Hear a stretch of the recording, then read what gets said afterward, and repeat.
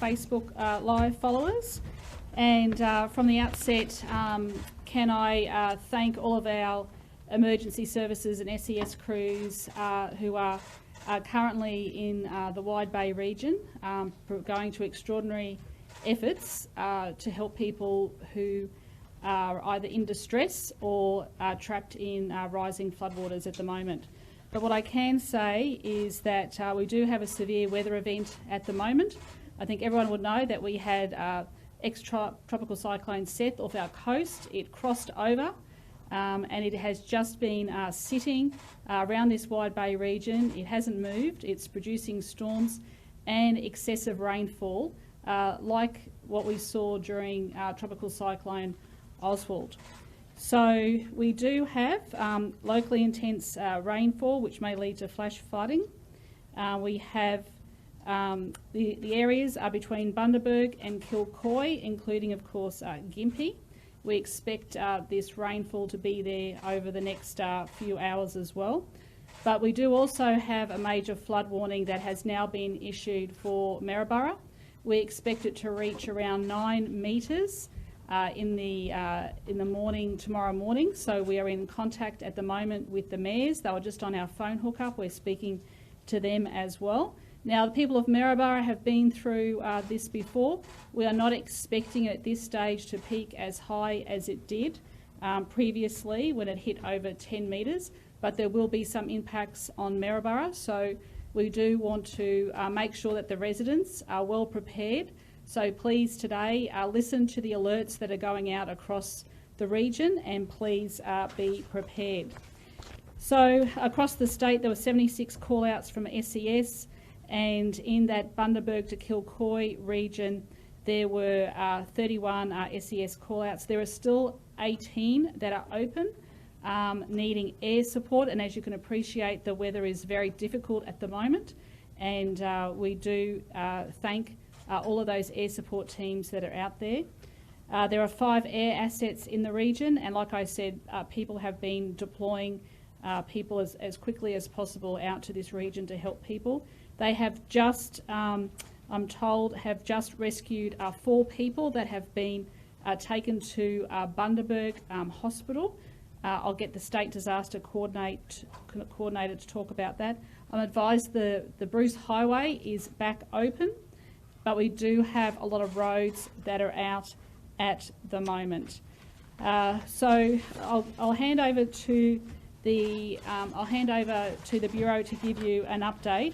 But just to give you an indication of some of the weather that we were experiencing, there was 649 millimetres at Mount Canagan overnight, 506 millimetres at Glenwood, 342 millimetres at Kilkeven. This is a lot of rainfall in such a short period of time.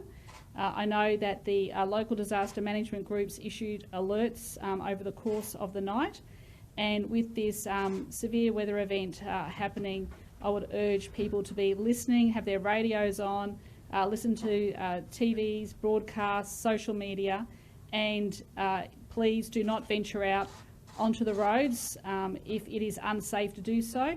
And if it's flooded, please forget it. And we are tragically reporting that there has been one person that is now deceased who was trapped in floodwaters. And we are hopeful that, we are praying that the others are safe, but we'll be finding out further updates during the course of the day. So I'll hand over to the Bureau and then the State Disaster Coordinator. Thanks, Laura.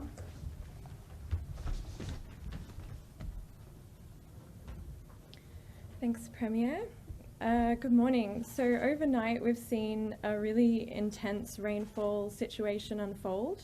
As mentioned, it's the remnants of ex-tropical cyclone Seth, and it's produced thunderstorms that have sat stationary or very slow moving overnight.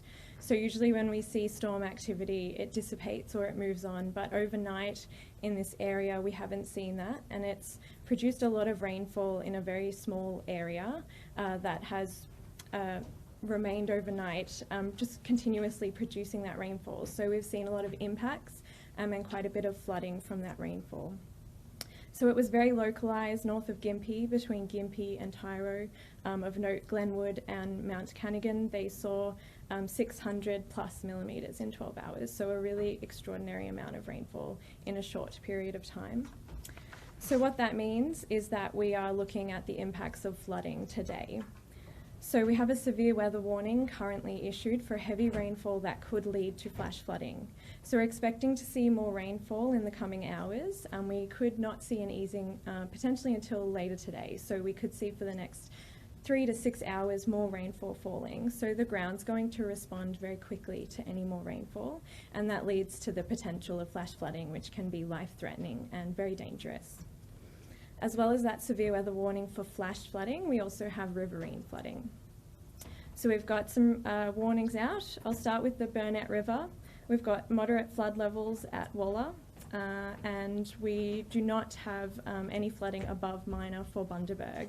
However, it's important to note that that area still has seen 200 millimetres plus of rainfall. So while we're not seeing the major rivers rising, we are starting to see creeks responding to that rainfall. So we're still seeing impacts despite not seeing riverine flooding in Bundaberg.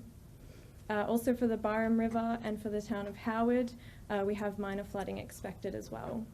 And then the main focus today is really the Mary River and the townships along that catchment.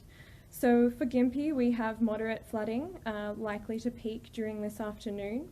So Gympie didn't see that really intense rainfall. It's actually upstream from that intense rainfall. So we're looking at moderate flooding, not major flooding.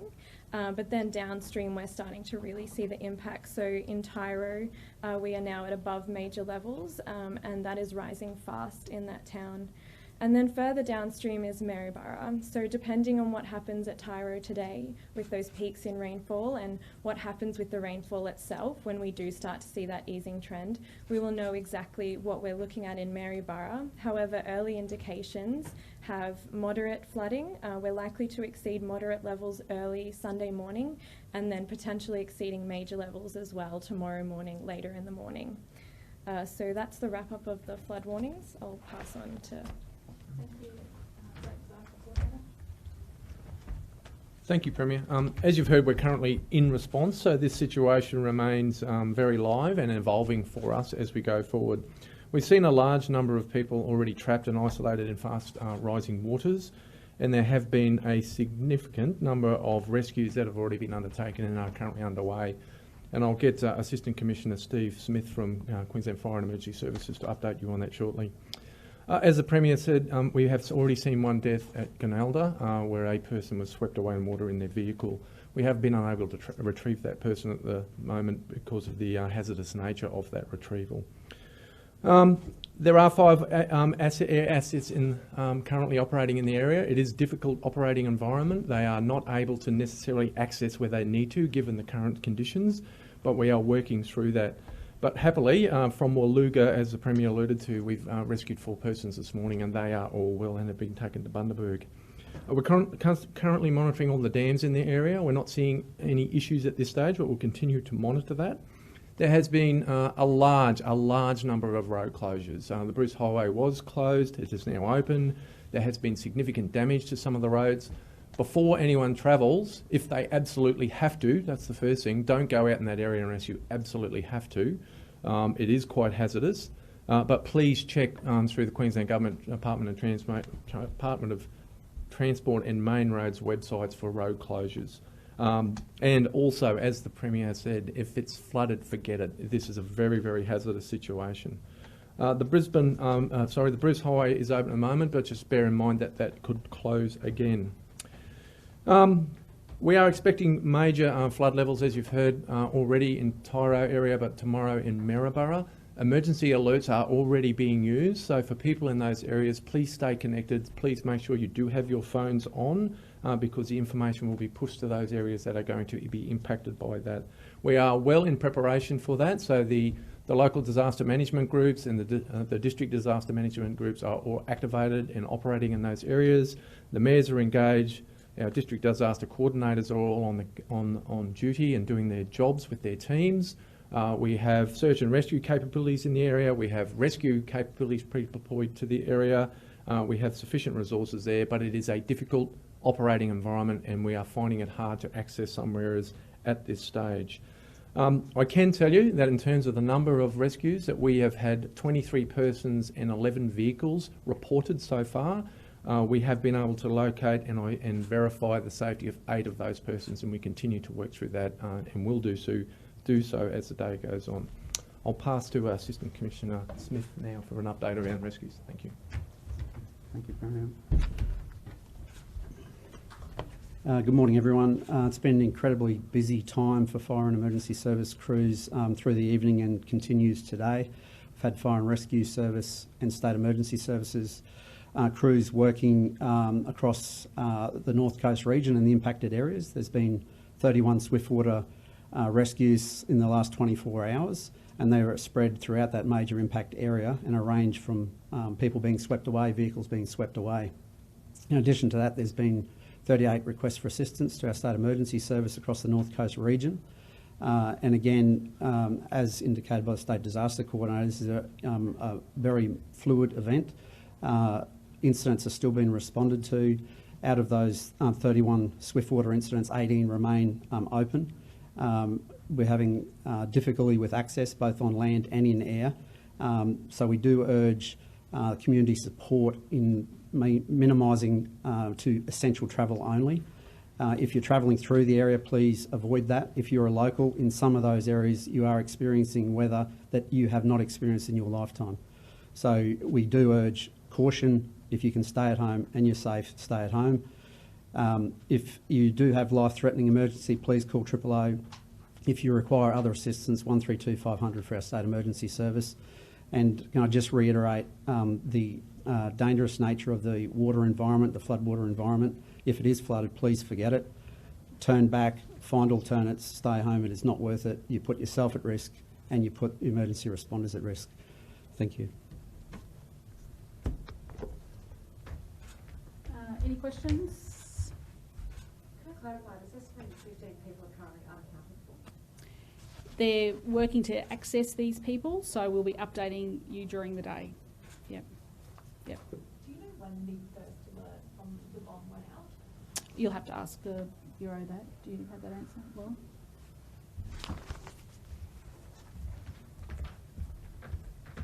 So in terms of our warnings, yesterday afternoon we were warning for rainfall, heavy rainfall within thunderstorms.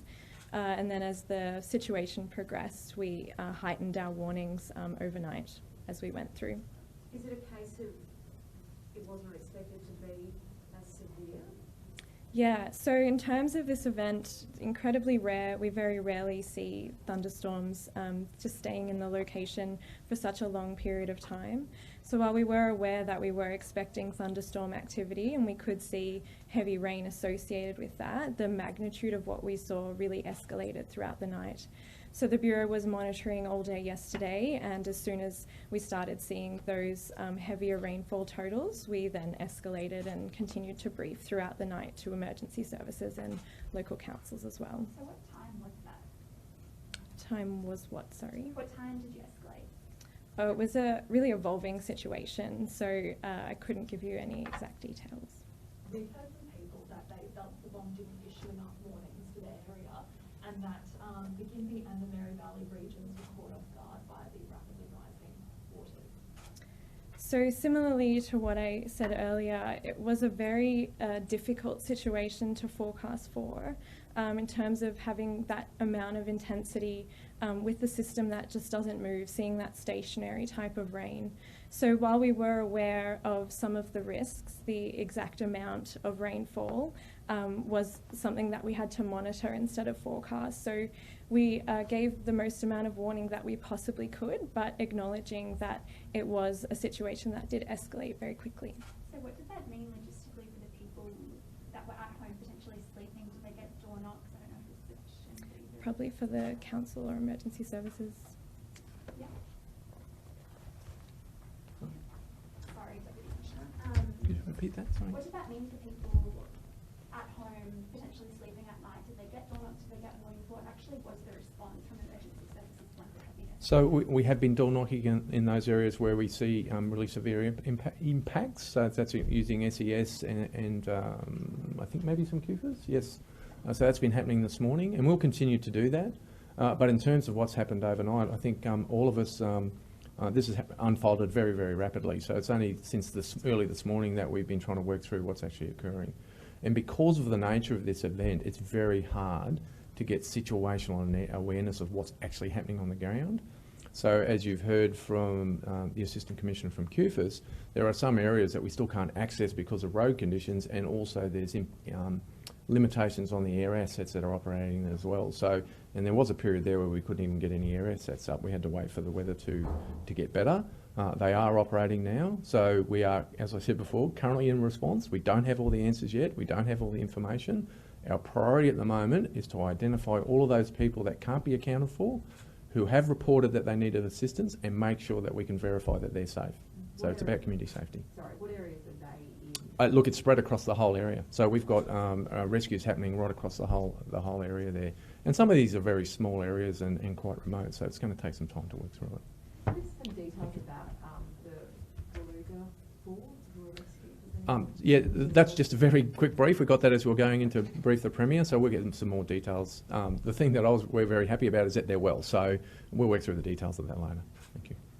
Any idea if it was from water though, or we heard that? Oh yeah, it was a rescue, so they were people that were isolated in water that we had to rescue. I can't give you any more detail on that at the moment. Thank you. Is this system expected to move south and affect us further down here in the southeast? So in terms of the outlook, the system is expected to continue to move inland. So it has a sort of northish westerly track, but it is weakening. So it will start to have less impact and much less rainfall associated with it as we go on into this evening and certainly into tomorrow. However, the forecast for today is that we could still see a little bit more rainfall, especially in the next sort of 3 to 6 hours. In the phone hookup you just had with the mayors, were they able to give, might be a better question for the state disaster, were they able to give any figures with the levels that are predicted tomorrow morning, just how many houses or properties could be inundated? No, they're working on that at the moment, so they'll project now at that 9 metre peak, but of course watching what's happening further upstream in the catchments. But as the Bureau said too, with this severe weather event, no one was expecting it to sit and stay and produce thunderstorms that were not moving. So this was an unexpected event from the Bureau's point of view, and they were sending out information as it came to hand, and also to alerting the mayors and the local councils as well. Would Paradise Dam, had it been operating at full capacity, would it have made any difference? No, I don't think so. So at the moment it's almost 100% full. It'll start spilling, which is what it's meant to do. So there's no impact for the community. Yeah. Anything else? Just one more for the Deputy Yes. Commissioner. Oh, and I might just update too, just in relation to the COVID update. So the Health Minister and the Chief Health Officer will be updating the public about that in the very near future. They'll also be giving an update about elective surgeries. But before we forget, before we move off weather, we should also advise that there is likelihood of a tropical cyclone that is also forming up the northwest Coral Sea. So that potential is a 50% chance of becoming a cyclone. We will track towards the eastern parts of Cape York Peninsula during Monday or Tuesday. We'll be keeping the communities updated, but the impacts would initially be on Cooktown and Lockhart River. So we'll be in contact with those communities for preparation if that does form into a cyclone. Thanks. Transport and Main Roads have just tweeted that the Bruce Highway is in fact closed north of Gympie.